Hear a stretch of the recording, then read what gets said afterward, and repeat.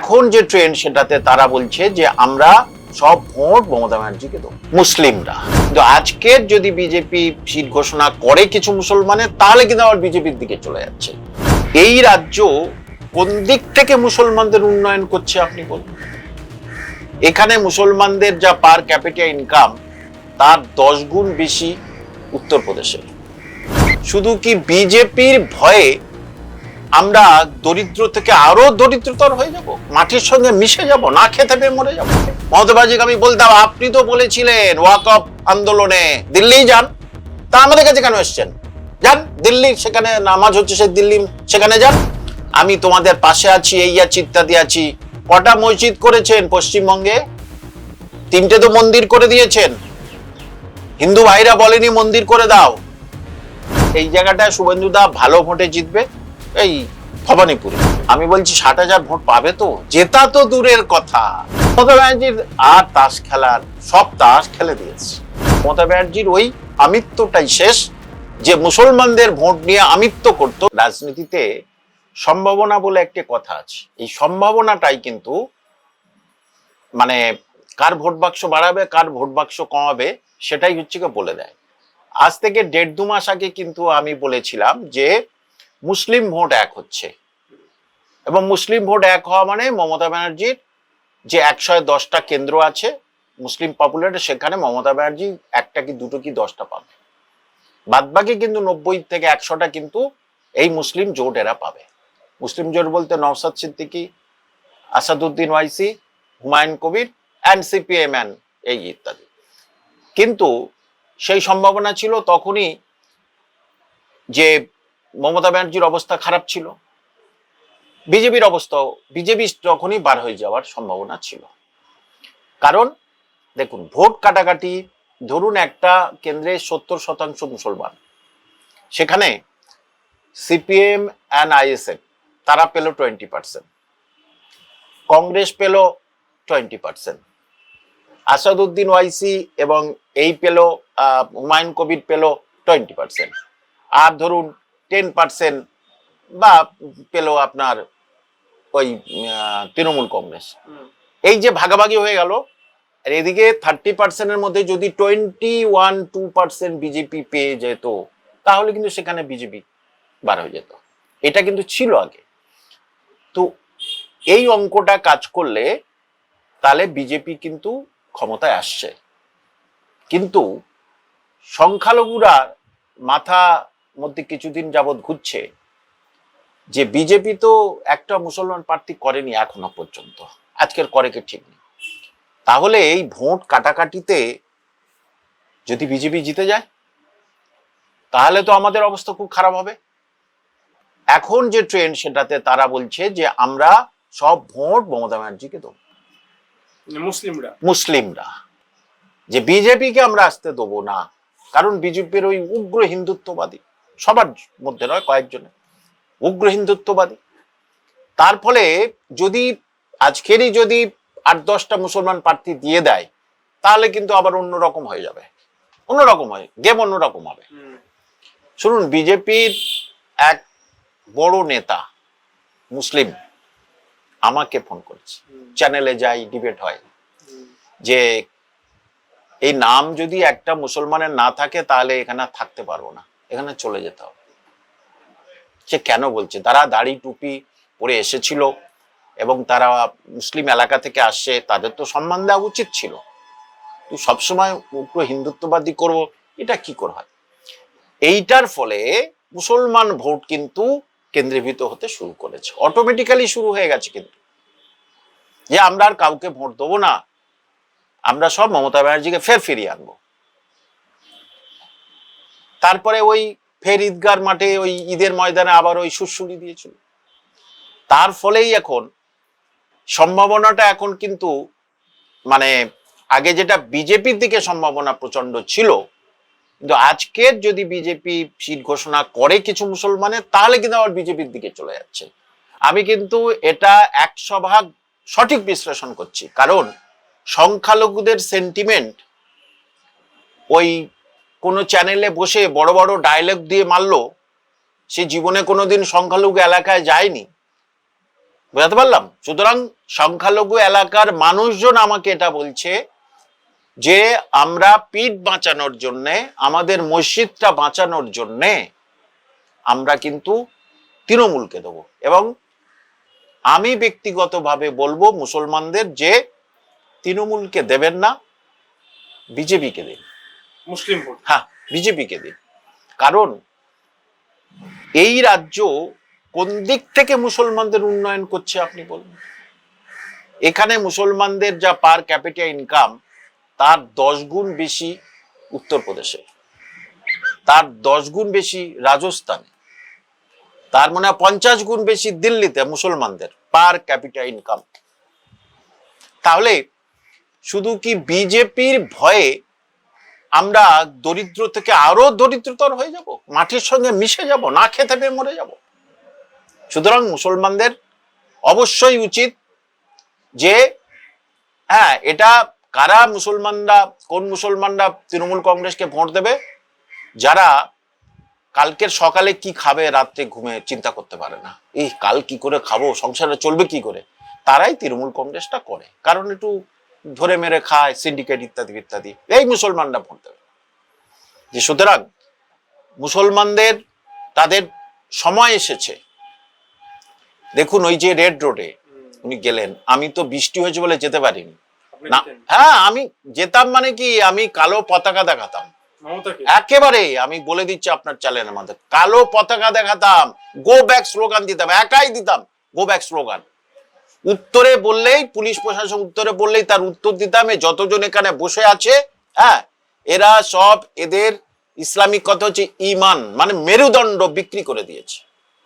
ওই মমতা ব্যানার্জিকে আমি ওখানে বলতাম, মানে শুধু লাখ করে এত বৃষ্টি হয়েছে আমি যেতে পারলাম না, যে মমতা ব্যানার্জিকে আমি বলতাম আপনি তো বলেছিলেন ওয়াকফ আন্দোলনে দিল্লি যান, তা আমাদের কাছে কেন এসছেন? যান দিল্লি, সেখানে নামাজ হচ্ছে, সে দিল্লি সেখানে যান। এবং মুসলমানরা আমার সাপোর্ট করতো। ওখানে গিয়ে আপনি ডায়লগ দিচ্ছেন যে আমি তোমাদের পাশে আছি, এই আছি, ইত্যাদি আছি। কটা মসজিদ করেছেন পশ্চিমবঙ্গে? 3টে তো মন্দির করে দিয়েছেন। হিন্দু ভাইরা বলেনি মন্দির করে দাও। তাহলে মন্দির করে দিয়ে নির্লজ্জভাবে কি করে হিজাব পরে ওই ঈদের ময়দানে গেলেন, রেড রোডে কেন গেলেন? একটা মুসলমান তার সেখানে কালো পতাকা দেখালো না, গো ব্যাক বলতে পারলো না। তাহলে বিজেপি আসাই ভালো। আর এই কিছু মুসলমানের অন্তত একটু শিক্ষা দেওয়া উচিত মনে করি। আইএসএফ যা করেছে তাতে আইএসএফ তো সরাসরি বিজেপিকে সাপোর্ট করছে, সরাসরি বলছি আমি, যে সিপিএম এর সঙ্গে আপনার গঠবন্ধন। তাহলে নন্দীগ্রামে কেন আলাদা প্রার্থী দেবো? জেতার জন্য প্রার্থী দেবো না জেতানোর জন্য প্রার্থী দেবো?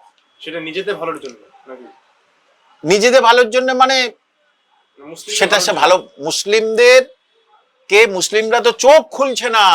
তাদের প্রশ্ন করছি আমি, নন্দীগ্রামের মুসলিম তথা সারা পশ্চিমবঙ্গের মুসলমানদের, নওশাদ সিদ্দিকী কেন সিপিএম থেকে সরে এসে ওখানে আলাদাভাবে প্রার্থী দিচ্ছে?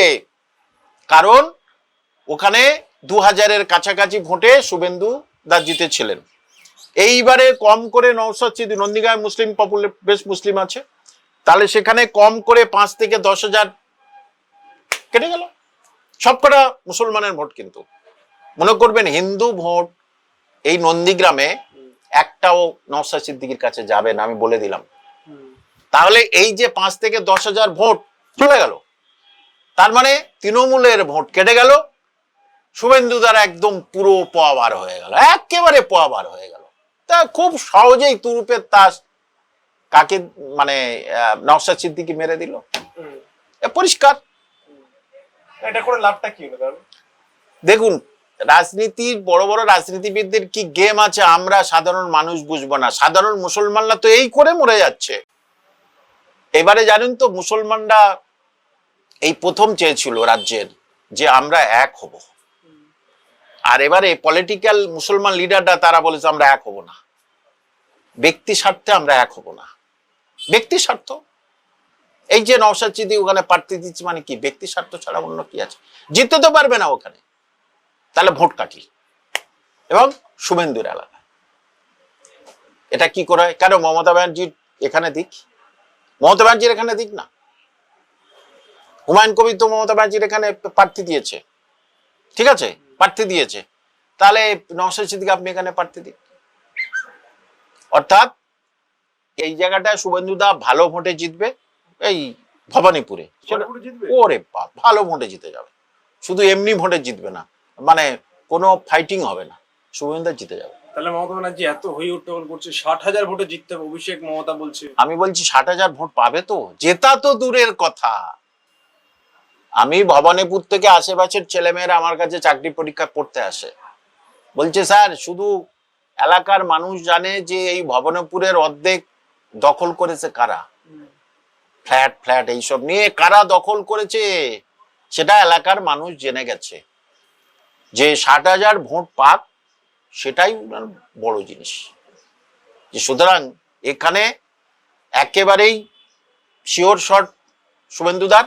আর ওখানে হচ্ছে কি একটু সমস্যা ছিল, যেহেতু ওর কাছের লোক চলে এসছে তৃণমূলে, আর সেইটা নওশাদ সিদ্দিকী খেলে দিয়েছে, ব্যাস হয়ে গেল। তাহলে দুটো জায়গায় শুভেন্দুদা শিওর জিতছে, ভোটের পরে দেখে নেবে, দু জায়গাটা শুভেন্দুদা জিতছে। কারণ শুভেন্দুদার ব্রেন কাজ করছে তো, শুভেন্দু অঙ্ক জানে, কোন অঙ্কে আমি জিতবো। এদিকে শুভেন্দুদা যে মুসলমান ভোট আমার চাই না, হ্যাঁ, কিন্তু নন্দীগ্রামে আমি দেখলাম একটা দাড়ি টুপিওয়ালা শুভেন্দুদার পাশে, শুভেন্দুদার পাশে দাড়ি টুপি দিয়ে শুভেন্দুদা বললেন সব মুসলমানদের আমি খারাপ বলি না। শুভেন্দুদা আবার নতুন তাস খেলতে শুরু করে দিল। যে সুতরাং এই ইলেকশনে মমতা ব্যানার্জি সংখ্যালঘু তাস ডাহা ফেল একেবারে। এবারে ওই সব জায়গায় হুমায়ুন কবির, আসাদুদ্দিন ওয়াইসি তারা জোট বেঁধেছে, জোট বেঁধে তারাও সেখানে লড়বে। সুতরাং সেখানেও ভোট কাটাকাটি হবে, ওই বিজেপির লাভ হয়ে যাবে। কারণ মুর্শিদাবাদের মতো জায়গায় 4টে বিজেপি পাবে, আমার হিসেব তাই বলছে।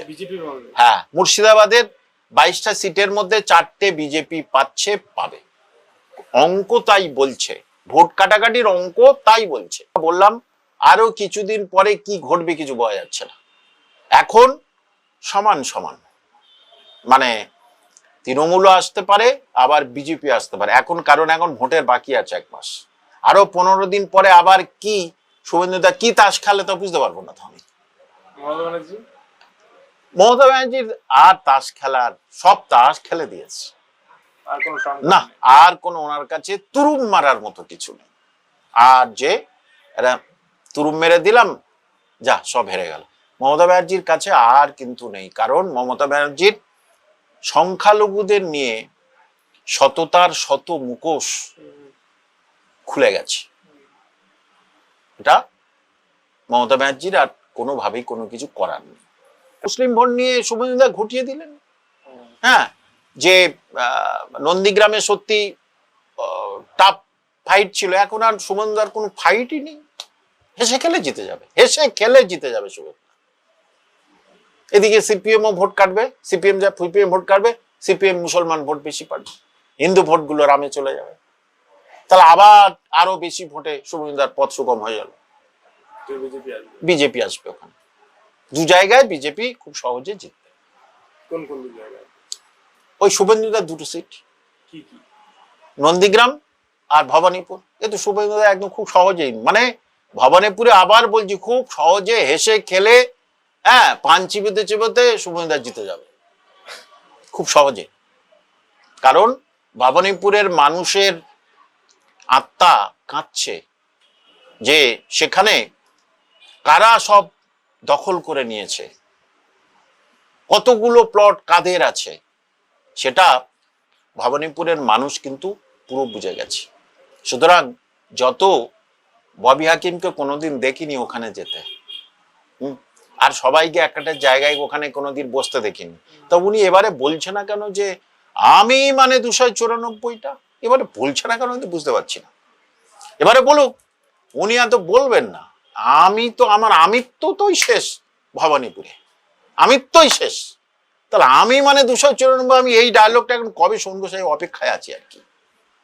যে সুতরাং মমতা ব্যানার্জির ওই আমিত্বটাই শেষ, যে মুসলমানদের ভোট নিয়ে আমিত্ব করত।